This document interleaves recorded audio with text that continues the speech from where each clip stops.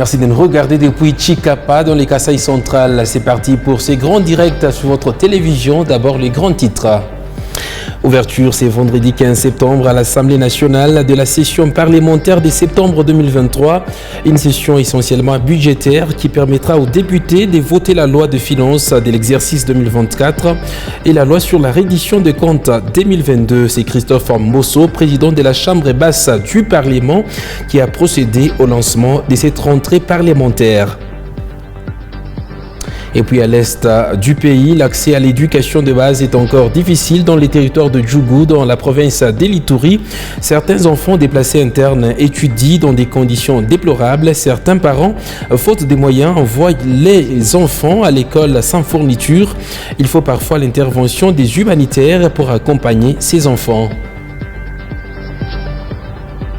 Et enfin, à Kolwezi, dans la province du Lualaba, le maire de la ville, maître Jacques Massengo Kindele, a échangé avec les chefs de services urbains de transport, l'association des chauffeurs du Congo et le comité des propriétaires de véhicules des transports en commun de la ville. La rencontre avait pour objectif de rappeler à ces derniers quelques mesures édictées par la mairie de Kolwezi. C'est notamment répandre leurs véhicules des transports en commun aux couleurs nationales, les jaunes et les bleus. Voilà tout pour le grand titre de cette grande édition du journal. Mesdames et messieurs, vous êtes les bienvenus.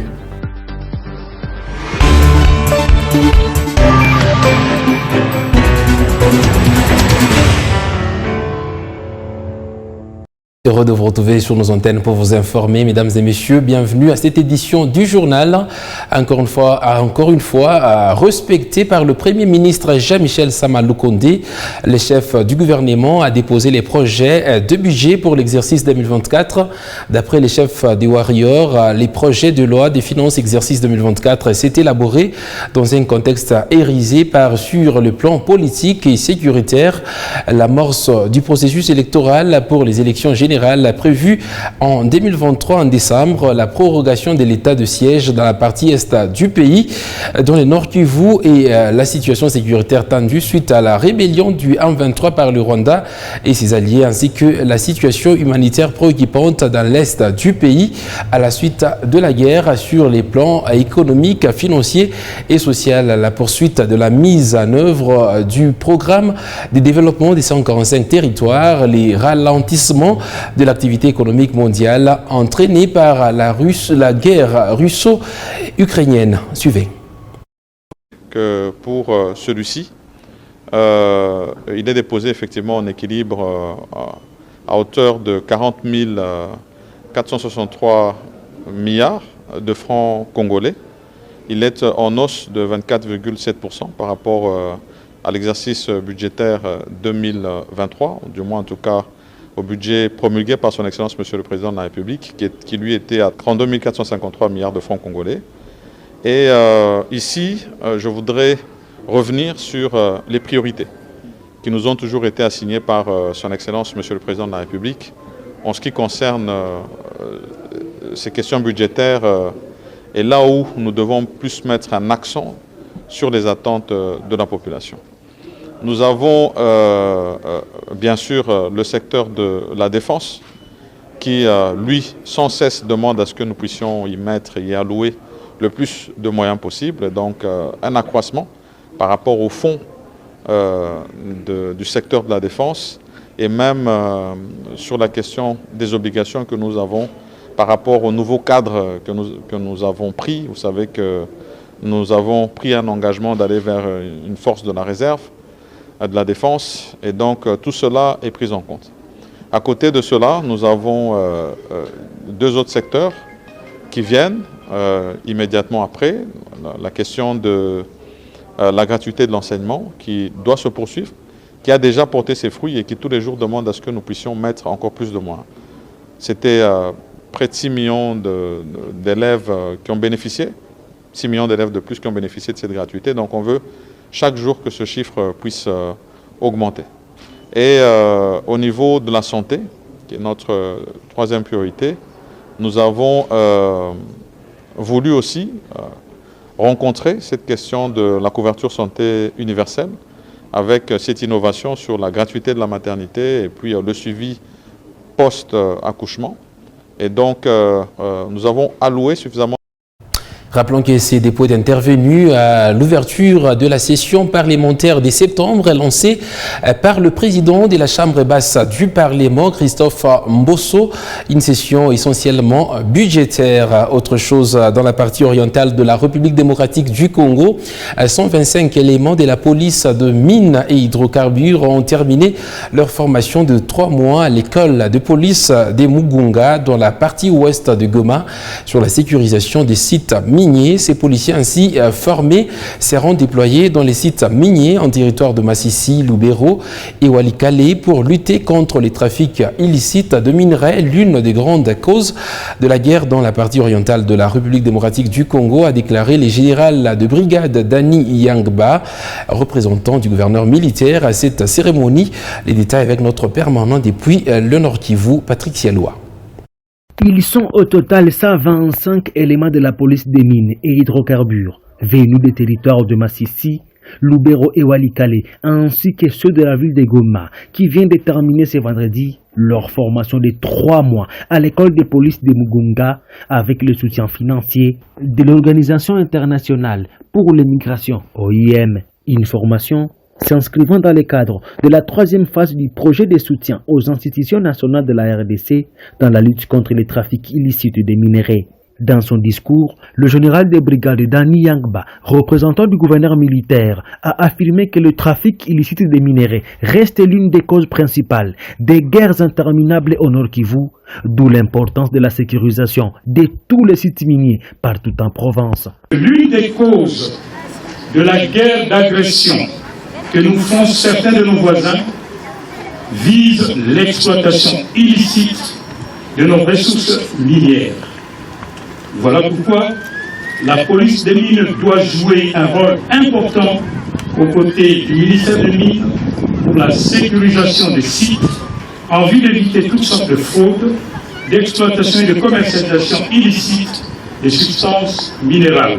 Le commissaire divisionnaire adjoint Ebois Sébastien, représentant du commissaire général de la police nationale congolaise à cette cérémonie, a recommandé aux commandants œuvrant dans ce secteur à une utilisation rationnelle de ces éléments ainsi formés. Au nom de monsieur le commissaire général de la police nationale congolaise, j'exhorte aux commandants œuvrant dans les secteurs miniers de veiller à la gestion rationnelle des effectifs formés, de les utiliser à bon escient en unité compacte au sein des escadrons où ils seront affectés. Soulignons que cette cérémonie s'est déroulée en présence de plusieurs personnalités policières et militaires en province.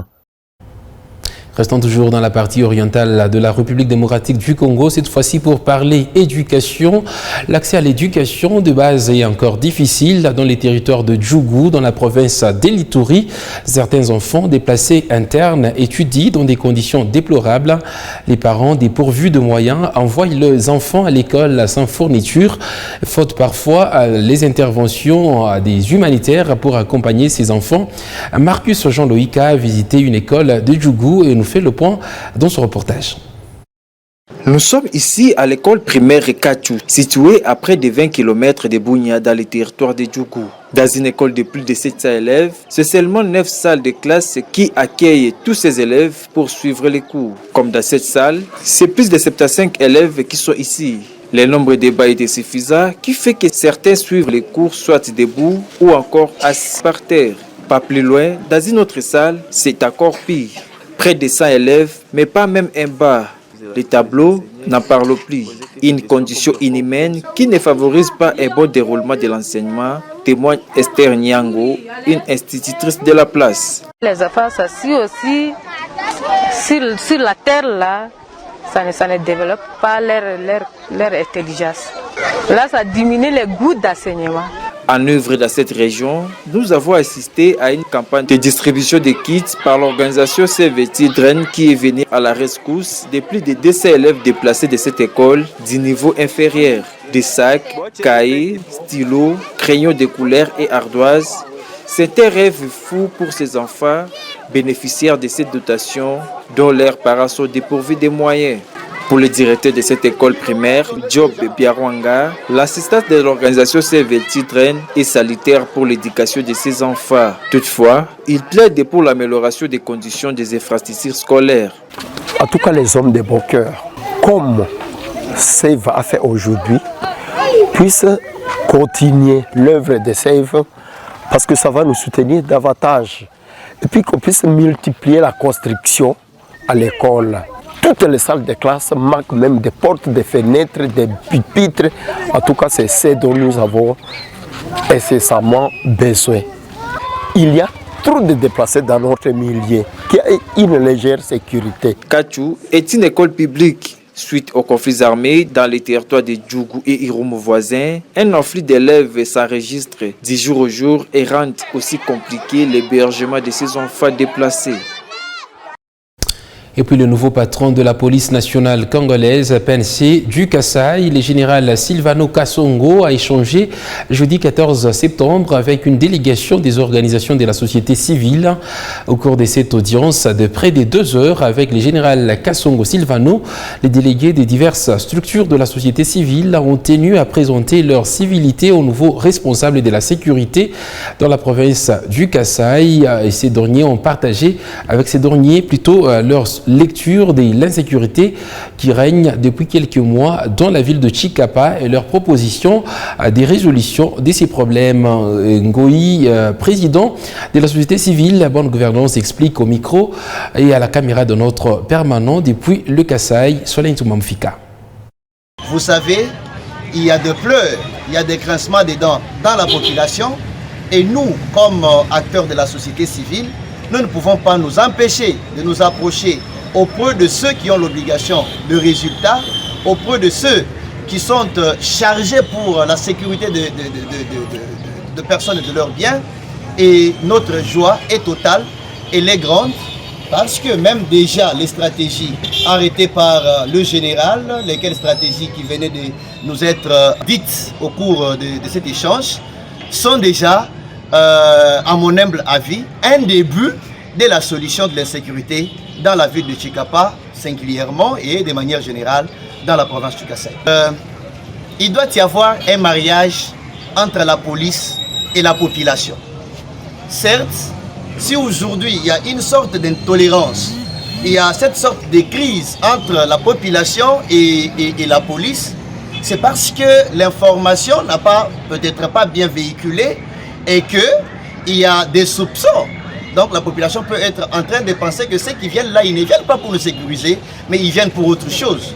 Voilà pourquoi nous, même d'abord, nous sommes venus pour échanger avec le numéro 1 de la police dans la province du Kasaï. Nous avons l'obligation de l'accompagner, nous avons l'obligation de collaborer avec lui, pourvu que tout ce qu'il y a comme poche de résistance, de l'insécurité, tout ce qu'il y a comme bonne information pouvant amener les services de sécurité à démanteler les réseaux des malfaiteurs qui font que l'on ne puisse pas paisiblement passer nuit dans nos maisons, puisse être démantelé, puisse être démasqué et que la quiétude puisse revenir. C'était là Gilbert Ngoï, président de la société civile Bonne Gouvernance dans la province du Kasaï. Revenons là-bas, Jacques Massengo Kindele a échangé avec les responsables des sociétés de télécommunications de sa juridiction jeudi 14 septembre 2023 dans son cabinet du travail. Cette rencontre était axée sur la problématique des difficultés liées à la détérioration des réseaux de téléphonie mobile dans la ville de Kolwezi. Cette urgence qui s'impose, les patrons de Kolwezi a eu des explications claires quant à ces, notamment les partages de la fibre optique par un seul fournisseur. Responsables des sociétés ont promis une issue favorable à l'autorité urbaine pour apaiser sa population qui est plongée dans les désarrois ces derniers jours. Suivez.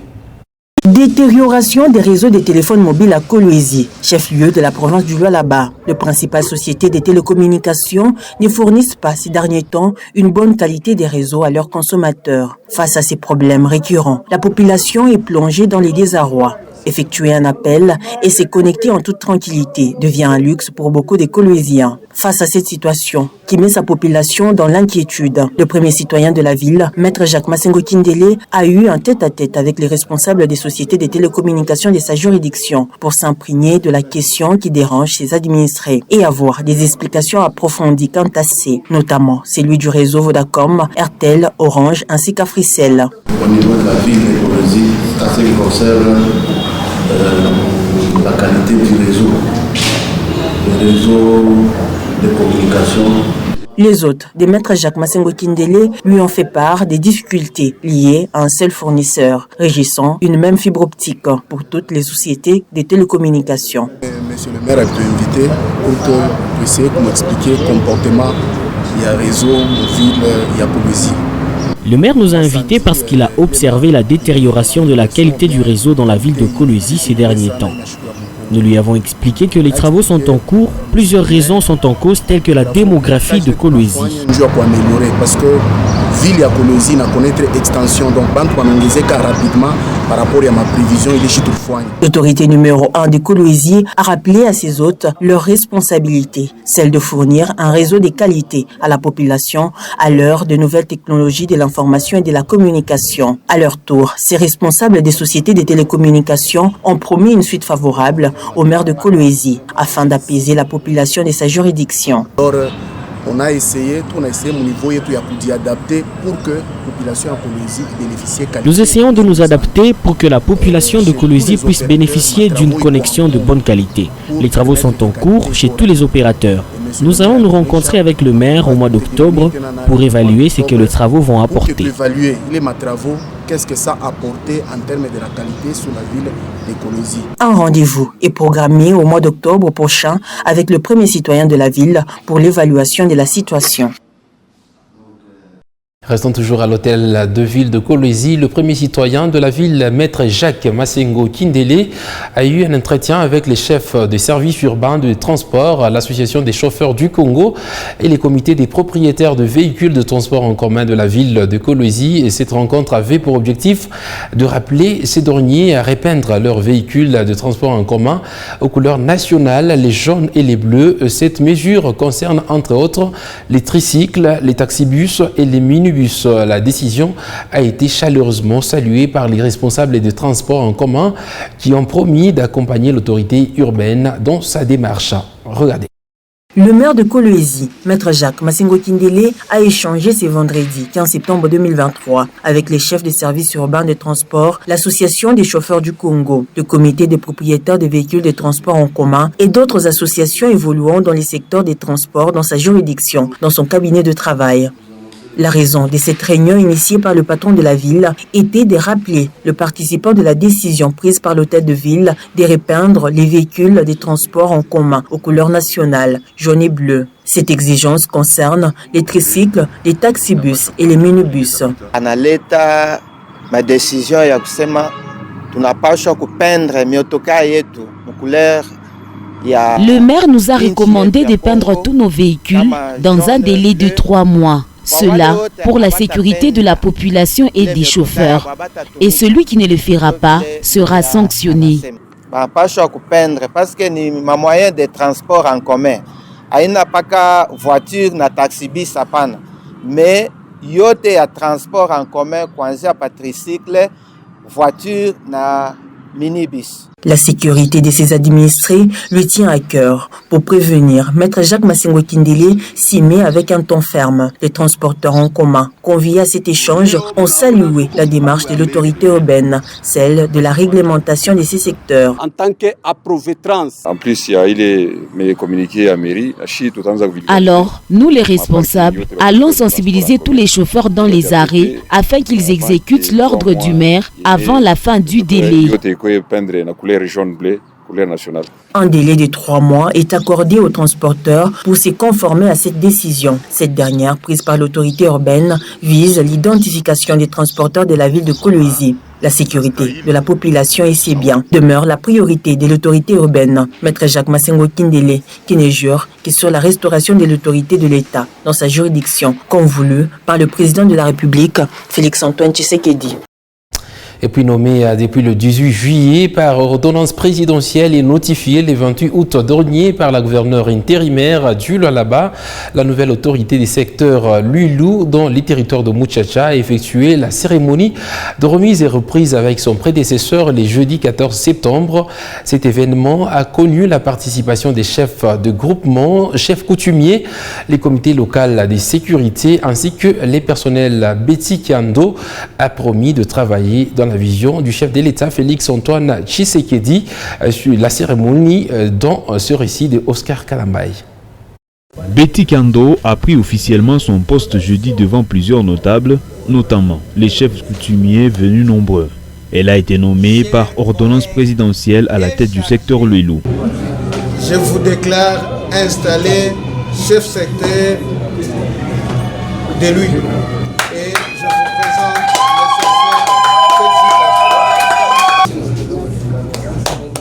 en présence du chef secteur sortant qui a souhaité fructueux mandat à Betty Kiando.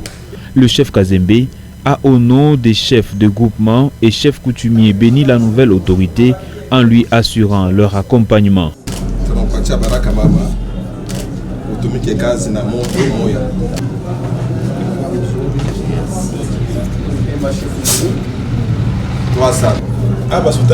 Les chefs de groupement que vous voyez ici sont l'identité de ces secteurs. Maman, ne craignez rien, nous allons vous accompagner.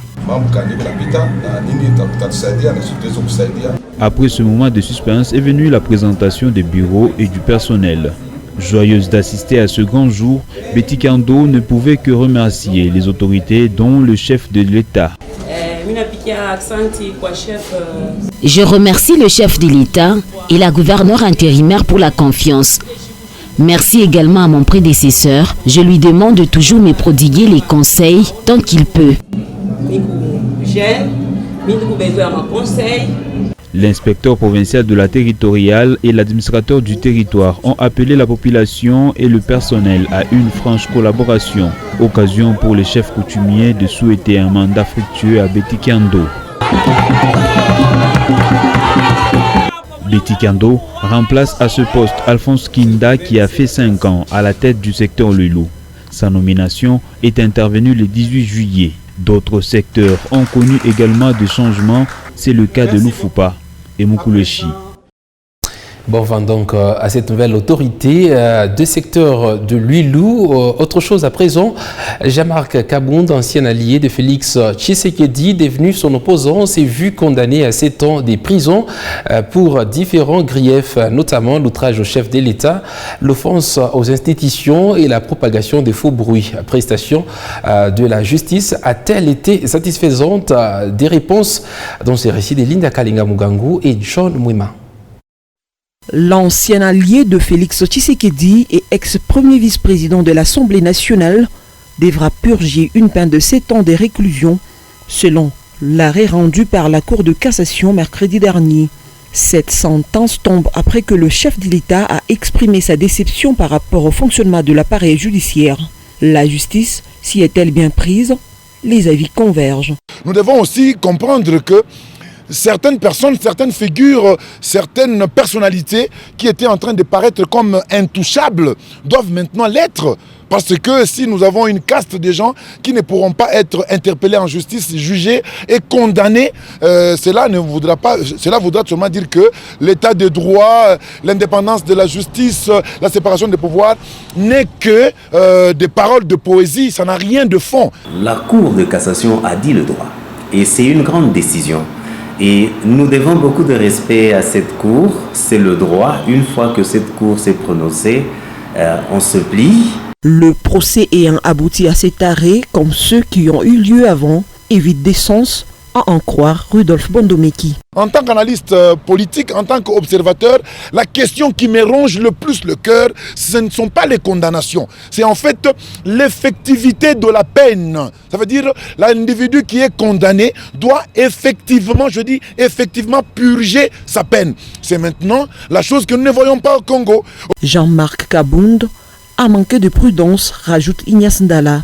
Le président de la République, c'est une institution où lorsqu'on parle du président ou au président de la République, selon les contextes, il y a une certaine considération que l'on doit avoir.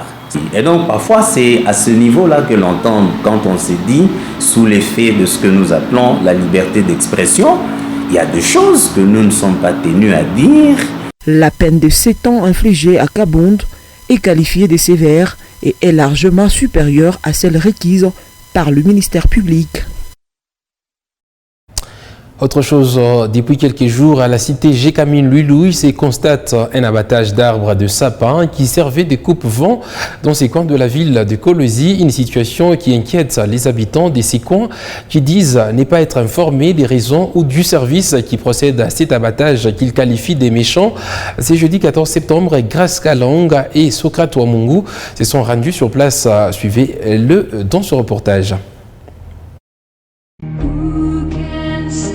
Aujourd'hui, si rien n'est fait en urgence, ces arbres qui jouent un rôle majeur des coupe-vents n'appartiendront qu'à l'histoire car ils disparaissent lentement et sûrement. Cet abattage n'aurait pas respecté la procédure qui voudrait que seul le vieux arbre qui présente un danger soit la cible. Qu'est-ce qu'on fait? On ne sait pas. Ce qui veut dire quoi ça? Surtout quand on kata miti. Et miti. Dieu qu'on a protégé. Ces arbres nous protègent contre les intempéries. Voilà, maintenant nous sommes exposés aux maladies. Pepe kunakuya na malari, kunakuya na mavumbi, biote vinafikia paka manyumba ya bantu. Est-ce que c'est comme ça qu'il faut faire? Tunashanga wakati tunapita tukaona déjà. Ceci nous surprend. Nous avons juste constaté un groupe de gens venir abattre ces arbres. Les Belges n'ont pas planté ces arbres par plaisir. Ils savaient le pourquoi. Alors, s'ils pensent qu'ils représentent un danger, qu'ils viennent reboiser. Il faudrait aussi, comme pendant la ville, encore ma jeune plante. Ces dossiers suscitent plusieurs questions. Est-ce les trésors publics perçoivent l'argent des grumes qui seraient vendus? Qui est à la base de cet abattage? Nous ne sommes pas informés. Nous entendons des vrombissements et nous voyons juste sur des va-et-vient des camions chargés de grumes. Je me pose aussi la même question. Bon, ma grume a tué. Nous nous interrogeons également sur la destination de ces grumes. Est-ce qu'il y a une vente qui se fait ici? Qui empoche cet argent? Qui est le responsable de cet acte? Mais il faut que ça coulisse à baigner. Là, la Gécamine et l'environnement nous doivent des explications. Pour lancer comme ministère, il y a environnement. Par conséquent, comme ils ont abattu ces arbres, qu'ils reviennent reboiser pour nous protéger. Ils continuent à filer. Des sources sur place ont renseigné qu'une probable vente des concessions s'effectuerait déjà à cet endroit. Les effets se constatent déjà sur le terrain, comme à l'Institut professionnel Mikuba, où une partie de la toiture a été emportée par un vent violent.